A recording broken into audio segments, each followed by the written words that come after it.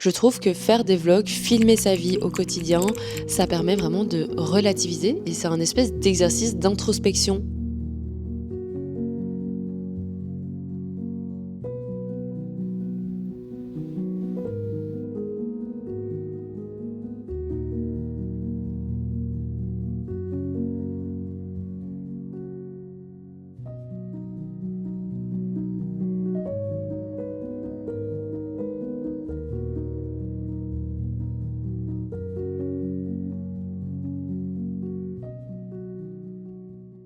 Hello!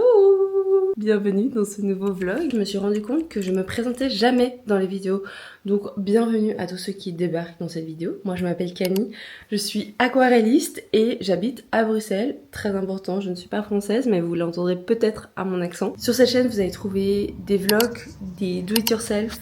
J'adore toucher à tout ce qui est créatif donc forcément je vais en parler, je vais vous montrer. Et donc voilà, bienvenue dans cette vidéo. On est sur un lundi qui n'a pas encore commencé mais qui ma foi va être assez productif. Ce matin je dois cuire mon pain et je dois un petit peu ranger ma station de tricot. C'est un petit peu l'énorme brol mais c'est rangé dans ma tête mais c'est pas rangé visuellement donc j'aimerais bien ranger ça visuellement, je vous montre. Donc en gros le soir comme vous l'aurez compris je me pose là pour tricoter ça. Et ici il faut pas faire attention du coup c'est genre des habits. Et hier soir ce que j'ai fait c'est que j'ai choisi les boutons que je vais mettre sur mon top. Donc j'ai mis ça là.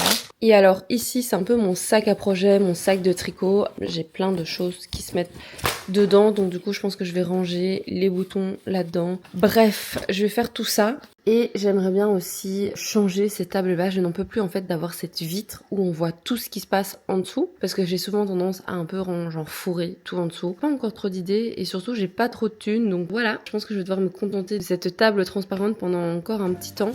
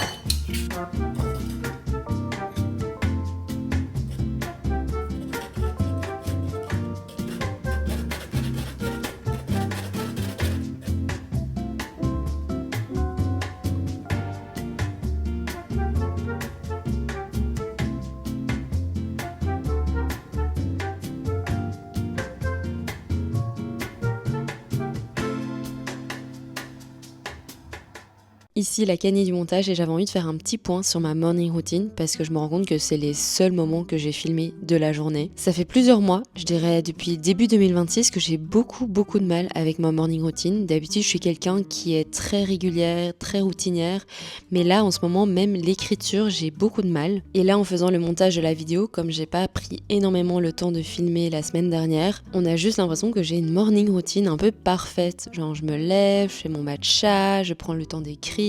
Alors que la plupart de mes matinées en ce moment c'est j'ai du mal à sortir de mon lit parce que j'ai pas très bien dormi. Et malgré le fait que ça fasse un an et demi que je fais des vlogs presque toutes les semaines, je trouve ça toujours difficile de pas trop romantiser sa vie. À la fois j'ai envie d'être authentique entre guillemets, c'est-à-dire vraiment vous montrer ce que je fais tous les jours, mais j'ai l'impression que c'est pas très intéressant parce que vous me verriez juste moi devant mon ordinateur. Et à la fois j'ai quand même envie de vous amener des belles images. Alors je suis clairement pas la vlogueuse la plus esthétique de YouTube, mais c'est quelque chose que j'aimerais éventuellement travailler un petit peu plus cette année. Et pour ça c'est clairement plus facile d'avoir une chouette matinée, un chouette storytelling et des chouettes activités à vous montrer. J'avoue j'ai pas trop de chute à ce que je suis en train de vous expliquer, mais c'est vraiment une remarque que je me suis faite en montant ce vlog. Parfois, sans le vouloir, j'ai vraiment l'impression de juste vivre pour les caméras. Et pas forcément dans le sens où je m'invente une vie, mais plutôt j'embellis ou je fais des choses en plus que je ferais pas normalement. On est mardi et on est sur une semaine sans atelier. Je n'ai ni atelier le mardi, ni atelier ce jeudi. J'ai beaucoup de mal avec mon levain en ce moment, il n'arrive pas à monter, je sais pas ce qui se passe. Donc du coup mon pain est un petit peu plat. Au programme aujourd'hui, montage vidéo. Hier j'ai fini de monter ma vidéo YouTube, ce qui était vraiment très bien parce que ça faisait un petit temps que je procrastinais de refaire un vlog.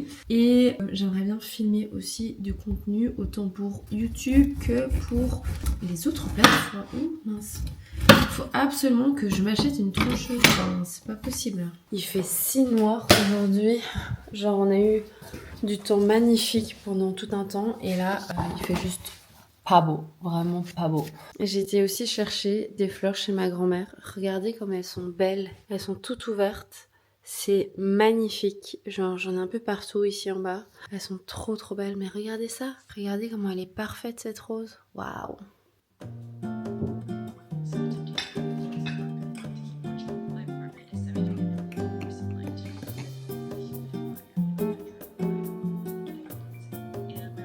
J'ai été dans une folie Vinted ce week-end et donc du coup maintenant je dois aller porter tous ces colis.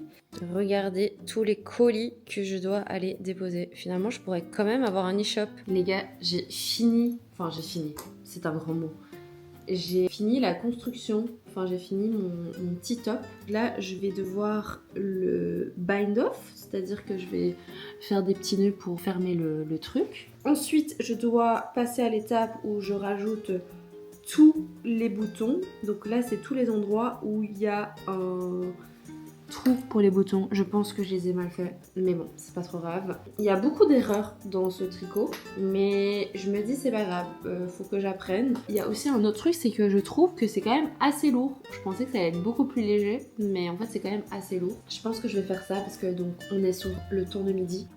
J'ai économisé 250 € en tricotant moi-même ce petit top. Bienvenue dans mon premier projet créatif fini de ce mois de mai. Et je suis trop fière de vous présenter ma version du top silhouette de Lykegaard. Ça fait 2 mois que j'ai commencé le tricot et c'est un peu devenu une addiction. Je tricote tout le temps, n'importe où, n'importe comment. Et la raison principale pour laquelle j'ai choisi ce patron, c'est clairement les boutons. Comme d'habitude, j'ai été dans mon magasin préféré, aka Kringwinkel. J'ai acheté 3 sachets de boutons pour moins de 5 € et j'ai passé un moment super satisfaisant à tous les trier. J'ai trouvé le patron très simple à suivre, mais je vais pas vous mentir, j'ai eu quand même quelques petites galères. La plus grosse a été d'adapter mon fil parce que bien évidemment que je n'ai pas choisi le même fil que le patron. Donc j'ai dû faire pas mal de maths pour pouvoir l'adapter à ma taille. Et sinon, je me suis vraiment rendu compte qu'il fallait absolument bien compter ses rangs. J'ai pas hyper bien fait, donc l'arrière est un petit peu plus court que l'avant. Mais bon, c'est pas trop grave. Bref, c'était une trop bonne expérience. Je suis hyper contente du résultat, même s'il n'est pas 100% parfait. Et surtout, je sens déjà que je vais le porter tout l'été.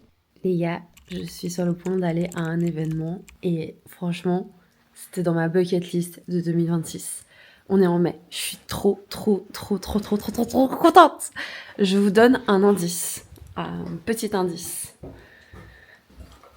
Le pain et ceci. Ce sera tout pour moi. Les gars, je suis trop excitée.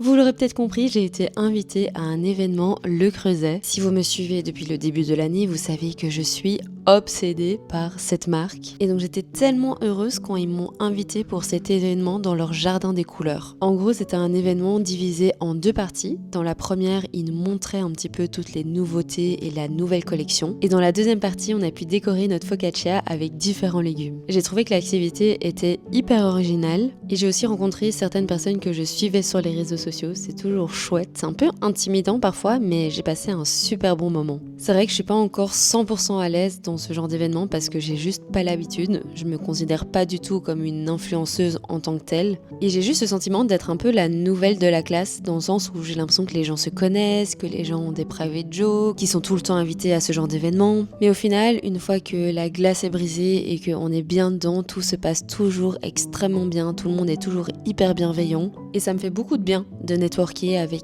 d'autres personnes qui sont pas forcément dans mon milieu, c'est-à-dire des artistes ou des indépendantes. C'est vraiment tout un autre milieu, le milieu du marketing, de l'influence. Donc voilà, je trouve ça chouette de sortir un petit peu de ma zone de confort. Et puis ça reste des opportunités incroyables. Donc merci beaucoup à toutes les personnes qui me suivent, que ce soit depuis 5 minutes ou depuis genre 6 ans. En guest star. Vous pouvez vous abonner à la chaîne YouTube. Bah oui, abonnez-vous. Oh, mon cochon. Vas-y, montre ton œuvre d'art. Non, mais arrête de me voyer. Ok. Tu aimes? Moi, mon œuvre d'art. Comment c'est ta famille? Nathalie. Léa. Ah, c'est trop beau.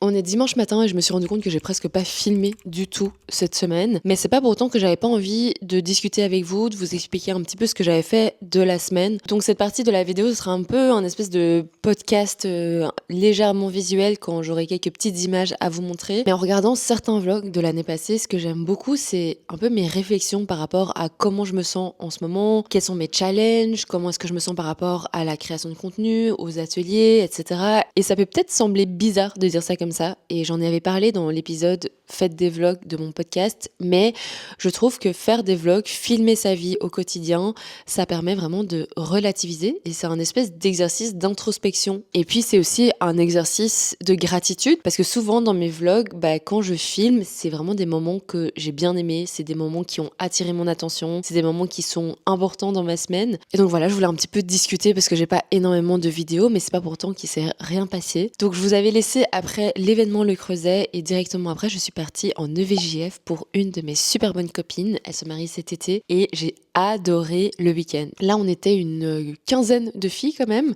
et on a fait plein d'activités sur le week-end. On a fait du vélo, on a visité une distillerie, on a été danser dans des bars. Enfin, vraiment, c'était trop chouette. Et je trouve que les week-ends en tant que femme adulte, c'est hyper ressourçant et c'est hyper motivant. On est toutes là avec des chemins de vie différents. Il y en a qui étaient mamans, il y en a qui étaient entrepreneuses, il y en a qui étaient employées. Enfin bref, ça permet d'avoir plein de conversations hyper différentes et pas forcément avec des gens qu'on côtoie au jour le jour. Et donc voilà, j'ai vraiment adoré ce week-end, c'était génial. Et le plus important, c'est évidemment que ma copine ait aussi apprécié son week-end. Et sinon, au niveau de ma semaine de travail, j'ai fait beaucoup de création de contenu pour des trucs qui doivent arriver. Du coup, c'est toujours un peu délicat de vous montrer parce qu'il y a certaines choses qui ne sont pas encore approuvées. Et donc du coup, je vais peut-être devoir refaire des petites retouches, etc. J'ai aussi travaillé sur l'agenda des ateliers. C'est vrai que pour le moment, je ne fais pas d'atelier parce que j'ai envie de continuer à faire mes ateliers dans un nouveau lieu. Donc j'attendais que ce lieu soit disponible pour pouvoir vraiment réfléchir à l'agenda. Et je sais que je suis un peu en retard par rapport à ça parce que d'habitude, j'essaye de lancer les ateliers au moins 1 mois, voire 2 mois à l'avance. Mais bon, voilà, comme c'est un petit peu flou. Mais ça arrive. Donc du coup, j'ai travaillé là-dessus.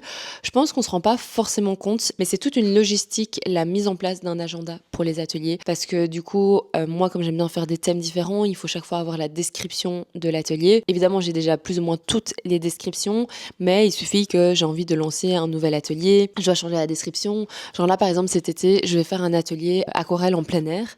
Et donc, du coup, c'est un peu voir est-ce qu'il faut que ce soit 2 heures, 3 heures, est-ce que je vais avoir l'espace, etc. Donc, un peu, il y a toute la partie, genre, vraiment descriptif des ateliers à laquelle il faut faire attention. Et dans cette partie descriptive, il y a aussi tout ce qui va être visuel. Donc, les photos. Genre, il faut que ça vous donne envie de vous inscrire à l'atelier. Donc, souvent, je vais réfléchir, ok, quels sont les ateliers que j'ai envie de faire? Est-ce que j'ai déjà des photos pour? Par exemple, pour l'atelier en plein air, je n'ai pas de photos pour. Donc il faut que je book un créneau pour faire justement ces visuels-là. En plus de ça, il va falloir rajouter les dates dans le calendrier de mon site internet. Donc vraiment, genre chaque fois mettre les bonnes dates, les bons horaires, le bon nombre de participants pour pas qu'il y ait trop de personnes qui s'inscrivent ou trop peu. Et quand je publie, je vais toujours aussi faire ma newsletter que j'écris, je fais des visuels, etc., etc. Donc voilà, ça prend quand même beaucoup de temps. Donc j'ai pas fait toute cette partie-là. J'ai fait principalement la partie avec les dates pour être sûr, voilà, qu'est-ce que j'ai envie de faire cet été, combien d'ateliers par semaine. Et donc c'est vrai que ça, c'est beaucoup de travail derrière un ordinateur et du coup, il n'y a pas grand-chose à vous montrer. Et sinon, à côté de ça, j'ai crocheté un petit bandana pour ma filleule. Sa maman, qui est ma meilleure amie, a un joli bandana rouge et elle était là, ce serait trop cool que j'en ai un pour ma petite fille, mais bon, j'en trouve pas, etc. Et donc du coup, je me suis dit que j'allais en faire un et je me suis rendu compte que le crochet est tellement plus rapide que le tricot, c'est abusé. Genre vraiment en 1h30. Bon, ok, après c'est un petit bandana pour un bébé, donc forcément il est tout petit. Mais ça m'a pris genre 1h, 1h15 pour le faire. Alors que là, j'ai commencé un nouveau projet de tricot. Ça va quand même relativement vite parce que c'est un accessoire. Je suis en train de faire un bonnet cagoule comme ça. Je sais pas si vous voyez, un bonnet écharpe. Je le fais principalement pas parce que j'ai besoin d'une cagoule, mais pour m'entraîner. C'est une construction un peu différente et donc il y a plein de nouvelles choses que je connais pas, nouvelles techniques que je connais pas. Donc du coup, je me suis dit que ça pouvait être intéressant. Et j'ai aussi aussi fini le grand format que j'ai commencé. C'est un projet que je me suis lancé ce mois-ci de faire 5 projets créatifs et l'un d'eux c'était de faire un énorme format. Du coup c'est un 40 cm sur 60 cm, enfin je vous mettrai un petit peu les dimensions et je suis très très contente. Je pense que c'est pas le meilleur truc que j'ai fait mais c'était très intéressant de travailler sur une si grande surface. J'ai posté ce réel aujourd'hui même. Et puis hier j'ai été invitée pour visiter le Louvre-Lens. C'est un musée que je connaissais pas du tout. En plus il est pas très très loin. Donc en gros on a pris le train jusque Lille et puis il y a une navette qui nous a conduit jusqu'au musée qui faisait plus ou moins genre 35 minutes, 40 minutes. Donc c'est pas très très loin de Bruxelles et en gros c'est un musée qui a été créé dans le but de décentraliser les collections nationales du Louvre. Enfin pas que du Louvre mais principalement du Louvre. Et ce qui est hyper intéressant c'est que il y a énormément de prêts du Louvre. Donc il y a plein d'œuvres d'art, de sculptures, d'objets d'artisanat qui normalement sont mis dans la réserve du Louvre, mais ils ont aussi une espèce de énorme réserve qui permet de un peu limiter les risques dans le sens où par exemple le musée du Louvre, c'est un bâtiment historique, c'est un bâtiment qui est ancien, qui est peut-être pas aux normes. C'est peut-être plus compliqué de garder certaines œuvres à certaines températures. Donc du coup, c'est beaucoup de chipot.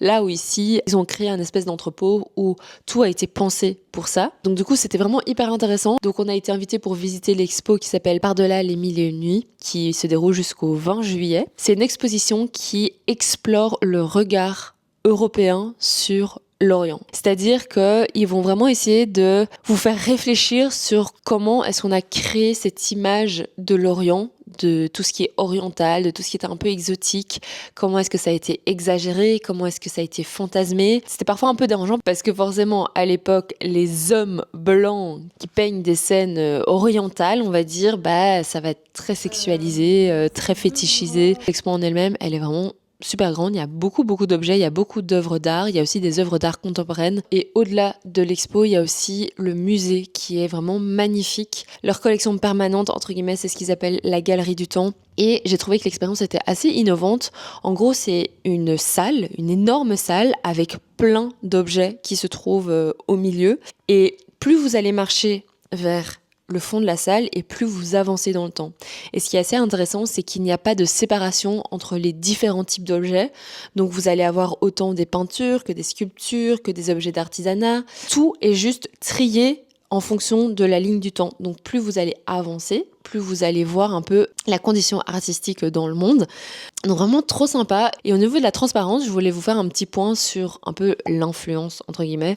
Ici, dans la vidéo, je me suis rendu compte que y avait l'invitation avec le Creuset et ici, l'invitation avec le Louvre-Lens. En gros, je suis pas payée pour ça, mais je suis obligée de dire que j'ai été invitée parce que du coup, c'est un bénéfice qu'on m'offre. Mais je n'ai aucune obligation d'en parler. Je n'ai aucune obligation de poster quoi que ce soit à ce sujet. Mais je trouve que le projet du Louvre-Lens mérite vraiment d'être connu. Vraiment, c'est une petite pépite dans le nord de la France et c'est chouette aussi de se dire on n'est pas forcément obligé d'aller dans des grandes capitales ou dans ce genre de choses pour trouver de la culture. Ils font aussi beaucoup d'activités gratuites, notamment l'été. Donc voilà, si vous êtes de la région, n'hésitez vraiment pas à aller faire un petit tour. C'est hyper kids friendly aussi. J'ai vu beaucoup d'enfants, il y avait pas mal d'activités organisées pour les enfants. Franchement, un bon coup de cœur. Je pense que je vais y retourner et c'est chouette de se dire que c'est pas trop loin. Bref, je vous ai fait un petit topo de cette semaine. J'espère que cette vidéo vous a plu.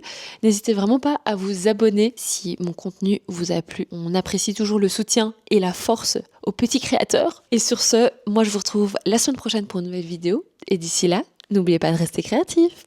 Salut!